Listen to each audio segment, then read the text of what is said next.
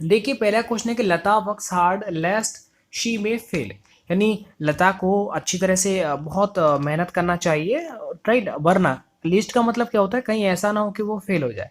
तो इसके अंदर एक कॉन्सेप्ट होता है, बहुत जबरदस्त कॉन्सेप्ट है, उसे बस याद रखना। इसको भले ही इसकी हिंदी नहीं है आपसे कोई फर्क नहीं पड़ता, हमको कॉन्सेप्ट पर ध्यान देना है। तो देखो ये क्या लेस्ट है, और लेस्ट के बाद हमेशा याद रखना जो मॉडल आता है वो शुड आता है। क्या आता है? शुड मॉडल आता है। तो यहाँ पर मे नहीं आएगा, क्या आएगा? शुड आएगा। तो लेस्ट के बाद ये नोट कर लो अभी कि लेस्ट के बाद जो भी मॉडल जो कॉन्सेप्ट आपको बताया उसे आप याद रखना। सेकंड वाला है if you had invited me I would attend your marriage. तो इसमें सोचो कौन सा क्या पार्ट जो गलत हो सकता है। ये कॉन्सेप्ट मैंने मुझे पता है बता रखा है, देखो याद दिला देता हूँ।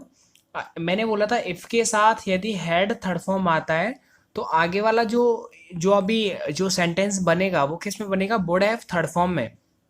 तो यहाँ पर वुड तो दे रखा है लेकिन हैव नहीं दे रखा, तो वुड के बाद क्या आ जाएगा? वुड हैव, और अटेंड का आ जाएगा अटेंडेड। तो बी वाली पार्ट में क्या हो जाएगा? गलती हो जाएगा। तुम्हें पता है ये क्वेश्चन दो तरह से पूछा जाता है। पीछे वो क्या करता है, कभी कभी वुड हैव थर्ड फॉर्म दे देता है लेकिन आगे सिर्फ वो हेड लिख देता है या फिर प्रेजेंट का कुछ दे देता है। तो ये कॉन्सेप्ट आपको दो तीन बार रिवाइज कर लेना चाहिए, क्वेश्चन बनता है इससे।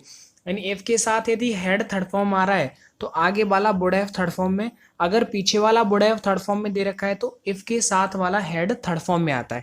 ये आप याद रखना। आगे देखो, देखो ये वाला कॉन्सेप्ट आपको पता है कि एयरफोर्स में पूछा गया कॉन्सेप्ट है नो सूनर वाला। तो देखो नो सूनर वाले में मैंने बहुत अच्छी तरह से आपको समझाया था। उम्मीद करता हूँ कि ये कॉन्सेप्ट आप इसे पढ़ लो। चलो, no sooner had the talks failed when the war begin. सोचो इसमें क्या गलती, कॉन्सेप्ट भी आपको समझ में आ रहा होगा। देखो मैंने आपको बताया था जब भी कभी नो सूनर आ जाए तो नो सूनर के साथ आपको जो कंजंक्शन लगाना है वो क्या लगाना है? देन लगाना है। और देन में भी कौन सा? ए एन वाला, ये याद रखना, इसमें गलती हो जाती है। तो मैंने आपको ट्रिक बताया था कि मैं अगर आपको अपने घर पे बुलाता हूँ तो आप खाना खाते हैं, मेरी मम्मी बोलती है बेटा एक और ले लो, एक एक, आप क्या बोलते हो? एन का मतलब एक होता है, आप बोलते हो नो नो नो आंटी जी अब नहीं चलेगा। तो ये सब क्या है, ऐसे करके थोड़ा रिलेट करना पड़ता है। आगे देखो, had he come to the office that day he would know that he was about to transferred on promotion to the regional office. सोचो इसमें क्या गलती हो सकती है इस वाले पार्ट में। सोचो, मैं भी दिमाग लगा रहा हूँ, जल्दी से सोचो क्या हो सकता है इसमें। इतना ज़्यादा टाइम नहीं है, जल्दी से। देखो ये कॉन्सेप्ट एकदम सरल है, अगर आपने थोड़ा भी ध्यान दिया हो। आपको मैंने अभी अभी क्या बोला था? देखो ये ना, ये वाला जो कॉन्सेप्ट है दूसरा, ये जो कौन सा है, ये वाला दूसरा वाला है ना, ये दो तरह से पूछा जाता है। एक तो वो इफ दे देगा फिर हेड थर्ड फॉर्म लिखेगा, और एक कंडीशन ये भी बनती है कि वो इफ नहीं देगा, वो क्या करेगा, इस हेड को आगे लिख देगा। वो एक तरह से हेड अगर आगे आ जाए और आगे फिर सब्जेक्ट दे रखा है फिर थर्ड फॉर्म दे रखी है तो समझ लेना कि वो इफ की जगह पर ही आया है। समझ में आ रहा है ना? आप बोलेंगे सर ऐसे कैसे? देखो ऐसे कैसे, आपको पता है अगर हेड, मान लो अगर ये इफ नहीं हो, मान लो अगर हेड ही है तो इंटरोगेटिव होने पर कहीं ना कहीं तो क्वेश्चन मार्क आएगा। बताओ कहीं पर दिख रहा है? नहीं है। इसका मतलब कि ये हेड लग तो हमें इंटरोगेटिव की तरह लग रहा है लेकिन है नहीं। तो if plus head third form को दो तरीके से बना सकते हैं। एक तो इफ वाला जैसा ये कंडीशन दे रखा है, और एक क्या होता है ये वाला, ठीक है। तो अब इसमें क्या है, मैंने आपको बताया था हेड थर्ड फॉर्म आ जाए तो आगे वाला किस में बनता है? वुड हैव थर्ड फॉर्म में। तो देखो यहाँ पर क्या आ जाएगा, यहाँ पर वुड तो दे रखा है लेकिन हैव और थर्ड फॉर्म नहीं है, तो यहाँ नोन कर दो। इस तरह से हमारा बी वाला पार्ट गलत हो जाएगा, ठीक है। अगर आपको हिंदी करना भी नहीं आता, मैं बताता भी नहीं हूँ इसीलिए, क्योंकि जो है फालतू की टेंशन लेने की जरूरत नहीं ना, सिर्फ कॉन्सेप्ट पर ध्यान दो। आगे देखो, he was accused for stealing a watch. अब सोचो, ये तो यार देखते ही आपको समझ में आ जाना चाहिए कि अक्यूज्ड के बाद पता है फॉर नहीं ऑफ आता है, अक्यूज्ड ऑफ क्या आता है? तो फॉर नहीं ऑफ आता है, ये तो पता होगा, मुझे पूरा विश्वास है। ठीक है, तो अक्यूज्ड ऑफ का मतलब होता है कि आरोप लगाना। He was accused of stealing a watch, यानी उसके ऊपर क्या हुआ कि एक घड़ी चुराने का आरोप लगाया गया। तो अक्यूज्ड ऑफ, ठीक है, ये फिक्स प्रीपोजिशन होती है, इन्हें आपको याद करना पड़ता है। आगे देखो, I am not going to revoke the punishment recommended for him by the disciplinary committee of the college until he does not apologise for his misbehaviour. सोचो इसमें क्या गलती है, आप सोचते रहो मैं बताते जा रहा हूँ। देखो आप हमेशा याद रखना, एक गलती नहीं, इसमें दो तरीके से बताऊंगा कैसे क्वेश्चन बनता है। एक तो कभी कभी ये देता है अनटिल, इसकी स्पेलिंग आप ये लिखते हैं ना, यू आपने सोचा टिल तो ये ले साहब टिल, और अन तो आपने अन जोड़ दिया। अनटिल की स्पेलिंग ये नहीं, नहीं अनटिल में क्या होता है, एक एल हट जाती है, सिर्फ एक एल बचती है, तो अनटिल की स्पेलिंग क्या होती है, UNTIL। समझ में आ गया? जैसे ये, तो इसके अंदर क्या होता है, आप याद रखना कि अंटिल के अंदर ही नोट छुपा हुआ होता है। जब इसके अंदर ही नोट छुपा हुआ होता है तो रूल ये होता है कि एक सेंटेंस में दो नेगेटिव नहीं आ सकते। तो अब सोचो, जब अंटिल के अंदर ही नोट आ रहा है तो हमको एक्स्ट्रा नोट लगाने की क्या जरूरत है? तो देखो यहाँ पर नोट नहीं आएगा, जब नोट नहीं आएगा तो डज भी नहीं आएगा। क्यों? क्योंकि नेगेटिव होने पर ही तो हम डू डज का इस्तेमाल करते हैं। तो नॉट हटा तो डज भी हट गया। अब क्या बन गया, ही अपोलोजाइज। अब आपको पता है ये सिंपल बन गया, एक तरह से सिंपल बनेगा तो यहाँ पर अपोलोजाइजेस हो जाएगा। ठीक है, तो ये बस कॉन्सेप्ट ये है। खैर वो तो ज्यादा बता दिया कि अंटिल के साथ कभी भी नॉट नहीं आता, ये कॉन्सेप्ट है। जैसे अभी क्या बताया था, याद करो कुर्बानी झांसी वाली रानी, कि लेस्ट के साथ कौन सा मॉडल आता है, बताओ। शुड आता है कि नहीं आता, ये याद कर रखना पड़ता है। आगे देखो, the principal forbid us not to use the entire central hall. सोचो इसमें क्या गलती हो सकती है। ये भी एक तरह का ही कॉन्सेप्ट है, इसे आपको समझना पड़ेगा बहुत ध्यान से, वरना दिक्कत हो जाएगी। समझ में आ रहा है? तो इसमें सोचो क्या हो सकता है। देखो, जैसे अंटिल के बाद नो, अंटिल के साथ सेंटेंस में नॉट यूज नहीं किया जाता। क्यों नहीं? क्योंकि अंटिल का मतलब उसके अंदर नॉट छुपा होता है। ऐसे ही फॉरवर्ड जो यहाँ पर दिख रहा है ना, इसका मतलब होता है मना करना, इनकार कर देना, मतलब इसके अंदर नेगेटिव मीनिंग छुपा होता है। जब नेगेटिव मीनिंग छुपा होता है तो बताओ नॉट का इस्तेमाल करना चाहिए हमको? नहीं करना चाहिए, तो नॉट को हटा दो यहाँ से। तो यहाँ पर भी तो आपके पास दो कॉन्सेप्ट आ गए कि एक तो अंटिल वाला है और एक फॉरवर्ड वाला है। समझ में आ गया? तो दोनों में नॉट यूज ही नहीं किया जाता। आगे, we are looking forward to see you, ये तो लॉलीपॉप है, इसको तो आराम से कर लेंगे। देखो लुकिंग फॉरवर्ड टू, इसके साथ लुकिंग फॉरवर्ड टू के साथ जो भी आगे वर्ब चलती है ना, वो आईएनजी में चलती है, यानी जीरंड चलता है। तो ये हो जाएगा सीइंग, यानी we are looking forward to seeing you. तो यहाँ पर क्या आ जाएगा, सीइंग। लिख लो, लुकिंग फॉरवर्ड टू के बाद जीरंड आता है। जीरंड का मतलब जिसमें आईएनजी आ जाए। समझ में बात आ रही है? अब आप कहेंगे सर जी एक बात बताओ, जैसे अगर मैं ये लिख रहा हूँ, जैसे देखो समझना, वैसे काफ़ी सारे कॉन्सेप्ट हैं। सर ये लिख रहा है आई एम वर्किंग, मैं काम कर रहा हूँ, ठीक है। तो सर जी ये बताओ, ये आईएनजी आ रही है तो फिर तो सर ये भी जीरंड हो गया। नहीं, ये जीरंड नहीं है सर। तो फिर जीरंड कौन सा रहा? देखो, अगर एक वर्ब आ जाए, यानी पहले एक मेन वर्ब आ जाए, उसके बाद जब दूसरी वाली वर्ब आईएनजी के साथ आती है तो उसको बोलते हैं जीरंड।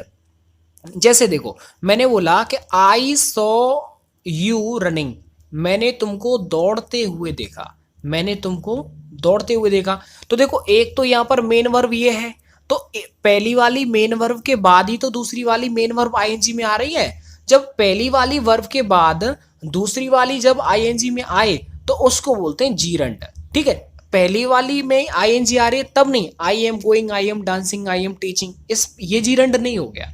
ठीक है, तो ये आप थोड़ा थोड़ा याद रख लेना। ठीक है, अच्छा चलो आगे कौन सा क्वेश्चन है, आगे देखो। तो we are looking forward to के बाद जीरंड आता है। आगे देखो, math, math is his most toughest subject. तो सोचो इसमें क्या गलती हो सकती है। गलती यह है कि मैंने क्या कहा था कि फॉरवर्ड के साथ आप नॉट यूज नहीं कर सकते, अंटिल के साथ आप नॉट यूज नहीं कर सकते। क्यों? क्योंकि एक सेंटेंस में दो एक तरह के यूज नहीं किए जा सकते, दो नॉट नहीं आ सकते। उसी तरह से एक सेंटेंस के अंदर दो लगातार सुपरलेटिव डिग्री हो या फिर वो कंपैरेटिव डिग्री हो, वो नहीं आ सकती एक सेंटेंस में। तो देखो यहाँ पर क्या दो दे रखे हैं, एक तो ये है और एक ये सुपरलेटिव है दो, तो दो नहीं आती, वो एक ही आता है। तो यहाँ पर क्या हो जाएगा बताओ, यहाँ पर मोस्ट जो है वो हट जाएगा, बस हिज टफेस्ट सब्जेक्ट बस। तो कहने का मतलब ये हुआ कि दो सुपरलेटिव आ रही हैं या फिर दो कंपैरेटिव आ रही हैं, तो पहले वाले जो एक्स्ट्रा दे रखा है उसे हटा देना, वही गलती होती है, आता ही नहीं है, दो नहीं आता। आगे देखो, आगे है he did not say that he will bring the books tomorrow, did he. अब देखो, मैंने आपको हमेशा की तरह सोचा है और आपको बताया है कि यहाँ पर कौन सा रूल यहाँ पर आएगा। सोचो, फिर मैं भी सोचता हूँ क्या आ सकता है यहाँ पर। देखो, आपको मैंने एक चीज बताई थी कि देखो ये जो दैट है ना, मैंने आपको बताया था कि देखो चौधरी और चौधरी का बेटा चौधरी फलान फलान पता नहीं क्या क्या बोला था। तो देखो मैंने ये बोला था कि दैट से पहले यदि नेगेटिव है, मतलब ये जो मैं अब रूल बता रहा हूँ वो कम से कम 99% फिक्स बैठता है, सही बैठता है, 1% उसका एक्सेप्शन होता है, ठीक है। तो होता क्या है कि दैट से पहले अगर डिड नॉट है मतलब वो पास्ट है, तो आगे भी तो पास्ट आएगा। तो बिल का पास्ट क्या होता है, वुड, हो गया जी। अगर यहाँ होता कैन तो कुड, शैल तो शुड, बिल का वुड, कैन का कुड, मे होता तो माइट। समझ में बात आ रहा है? तो ये याद रखना है कि मतलब कंजंक्शन से पहले पास्ट है तो उसके बाद भी पास्ट आएगा, बस। आगे देखो, लिंग्विस्टिक्स आर माई फेवरेट। सोचो इसमें क्या गलती हो सकती है, फिर मैं सोचता हूं। सोचो सोचो। देखो इसमें याद रखना है ये जो लिंग्विस्टिक है वो एक सब्जेक्ट है, और जब कोई भी चीज सब्जेक्ट होती है ना, सब्जेक्ट तो एक होती है, तो यहाँ पर क्या एक है मतलब क्या हो जाएगा, इज आ जाएगा। क्या आ जाएगा, इज। देखो सब्जेक्ट की बात चल रही है तो मैं थोड़ा आपको बता देता हूँ। जैसे यहाँ पर लिख रहा है कि आई टीच इंग्लिश, इसका मतलब क्या हो गया बताना। इसका मतलब हो गया मैं इंग्लिश पढ़ाता हूँ। और मैंने एक दूसरा सेंटेंस लिख दिया कि आई टीच द इंग्लिश, तो बस ये लिख दिया, इसका मतलब मैं इंग्लिश पढ़ाता हूँ। आपके दिमाग में यही जा रहा होगा ना कि I teach the English, I teach English, इन दोनों का मतलब सेम है। नहीं, दोनों का मतलब सेम नहीं है। देखो याद रखना, यदि किसी भी सब्जेक्ट से पहले यदि दा आ जाए ना, तो दा लगने से क्या होता है, वहां के पीपल हो जाता है, यानी लोग, पर्सन बन जाते हैं वो। सब्जेक्ट से पहले अगर आप दा लगा देंगे तो वो सब्जेक्ट नहीं रहेगी, उस सब्जेक्ट को जानने वाले लोग बन जाएंगे। तो नीचे वाले का तो मतलब क्या है, आई टीच इंग्लिश, यानी मैं अंग्रेजी पढ़ाता हूँ। और ऊपर वाले का मतलब है कि आई टीच द इंग्लिश, इसका मतलब मैं अंग्रेज लोगों को पढ़ाता हूँ। दोनों में जमीन आसमान का अंतर है, आज तक आपको नहीं पता, तो याद कर लो, ठीक है ना। तो अगर मान लो यहाँ आई टीच हिंदी होता तो मैं हिंदी पढ़ाता हूँ, आई टीच द हिंदी होता तो इसका मतलब मैं हिंदी जानने वाले लोगों को पढ़ाता हूँ। I teach French the French, समझ में आ रहा है ना, बस सब्जेक्ट से पहले अगर दा लग गया तो कुछ डिफरेंस हो जाता है। चलो आगे देखो, it is raining since 8 o'clock this morning, इसमें बताने की ज्यादा जरूरत नहीं है, सिंस फॉर और टाइम आ जाए तो कभी भी इज आर एम नहीं, उसमें क्या आता है बताओ, हैज हैव बीन आता है। आता है कि नहीं आता? इट सिंगुलर है इसलिए यहाँ पर हैज आ गया। एक और होता है हैव बीन। अब कुछ बच्चों को समझ में नहीं आ रहा होगा कि सर हम हैज बीन लगाएं या हैव बीन। सिंपल, मैंने कल आपको क्या सिखाया था, याद नहीं है ना, थोड़ा मैं आपको याद करा देता हूँ। मैंने ये बोला था, जैसे मान लो यहाँ लिख रहा है हैज, और हैज लिख रहा है और नीचे लिख रहा है हैव, तो इनमें सिंगुलर कौन सा है, देखो इसमें कम डिजिट वाला सिंगुलर होता है 3, और ये हो गया 4, तो ये हो गया सिंगुलर। तो इट सिंगुलर है इसलिए यहाँ पर क्या आ जाएगा, हैज बीन आ जाएगा। समझ में आ रहा है पूरा कॉन्सेप्ट आपको? चलो अब मैं आगे बढ़ जाता हूँ। आगे देखो, he has no affection with anybody, उसका किसी के साथ कोई लगाव नहीं है। तो अफेक्शन का मतलब क्या होता है, लगाव होना, किसी चीज के प्रति लगाव होना। तो याद रखना कि यहाँ पर जो विद दे रखा है ना, ये विद नहीं, यहाँ पर आएगा फॉर, क्योंकि अफेक्शन के साथ अफेक्शन फॉर होता है, और अफेक्शन फॉर का मतलब होता है किसी से लगाव होना। इन चीजों को आप याद रखो। आगे देखो, ही टीचेज अस इंग्लिश, वह हमको इंग्लिश पढ़ाता है। तो मैंने आपको 10 बार बोला था यदि क्वेश्चन टैग नहीं आते तो देख लो देख लो, अगर फिर भी नहीं आते तो ज्यादातर क्या आप सी पर लगा देना, जिसमें ये इंटेरोगेटिव चिन्ह दे रखा हो ना उसी को टिक कर देना, क्योंकि क्वेश्चन टैग में 99% क्वेश्चन जो एरर होती है वो सी वाले पार्ट, यानी जिसमें इंटेरोगेटिव साइन लग रहा है वो होता है।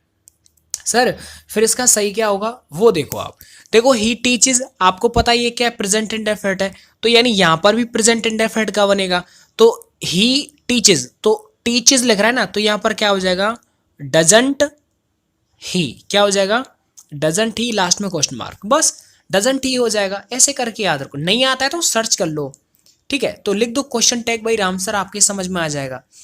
आगे देखो, a person is sometimes accused of a crime which they did not commit, यानी a person is sometimes accused of a crime, ठीक है। अब सोचो इसमें क्या गलती हो सकती है, यानी कभी कभी क्या होता है किसी पर्सन के ऊपर किसी क्राइम को अक्यूज्ड ऑफ कर देते, मतलब आरोप लगा दिया जाता है, जबकि वो उसमें उसने वो काम किया ही नहीं है।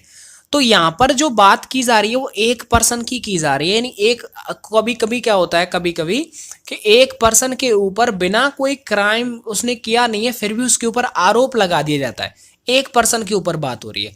विच दे डिड नॉट कमिट, ठीक है, जिसको उन्होंने नहीं किया है, नहीं यहां पर दे नहीं, यहां पर ही आना चाहिए। क्यों, ही आ जाए चाहे शी आ जाए कोई बात नहीं है, पर्सन ही तो है। तो याद रखना कि यहां पर एक पर्सन की बात हो रही है लेकिन आगे इसने दे लगा रखा है, तो दे नहीं, यहां पर एक पर्सन की बात हो रही है इसलिए ही या फिर सी आ जाएगा। समझ में आ रहा है? आगे देखो, no samples of the dead animals were sent for analysis. सोचो इसमें क्या हो सकता है, थोड़ा दिमाग लगाओ। देखो इसमें ना, इसमें कोई भी एरर नहीं है, ये एकदम पार्ट बिल्कुल सही। No samples of dead body animals were sent for analysis, बिल्कुल सही। कोई एक और गलती आती है सेंट के बाद फॉर, अगर ऐसा कोई केस है तो। आगे, by all standards he is best soldier our military school has ever produced. सोचो इसमें क्या गलती हो सकती है, अगर ये एरर नहीं निकाल पा रहे हैं मतलब आपकी अंग्रेजी एकदम वीक है, आप पढ़ाई नहीं कर रहे सिर्फ सो रहे हैं। तो पढ़ाई कर लो, अगर मान लो अगर आपका ये इंग्लिश पॉइंट जो भी सब्जेक्ट अगर कमज़ोर है तो उसे मेहनत करने की ज़रूरत है। अगर ये वाले कॉन्सेप्ट आपको समझ में नहीं आए, यदि आपके दिमाग में नहीं है, तो कहीं ना कहीं ये बहुत गलत बात है।